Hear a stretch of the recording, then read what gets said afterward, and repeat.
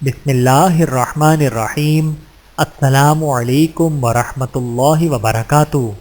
رسول اللہ صلی اللہ علیہ وآلہ وسلم کے حکم پر کھجور کا خوشہ قدموں میں آ گرا۔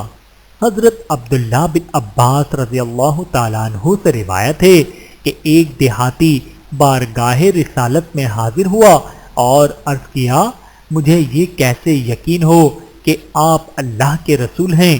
آپ صلی اللہ علیہ وآلہ وسلم نے ارشاد فرمایا کہ اس کھجور کے درخت پر جو خوشہ لٹک رہا ہے، اگر میں اسے اپنے پاس بلاؤں اور وہ میرے پاس آ جائے تو کیا تم گواہی دو گے کہ میں اللہ کا رسول ہوں؟ چنانچہ آپ صلی اللہ علیہ وآلہ وسلم نے کھجور کے اس خوشے کو بلایا تو وہ فوراً ہی درخت سے اترا اور آپ کے سامنے آ گرا۔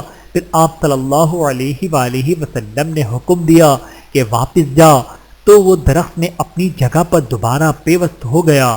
یہ معجزہ دیکھ کر وہ دیہاتی شخص مسلمان ہو گیا۔ بحوالہ سنن ترمذی حدیث نمبر 3628۔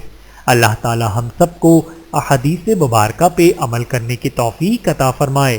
آمین ثم آمین۔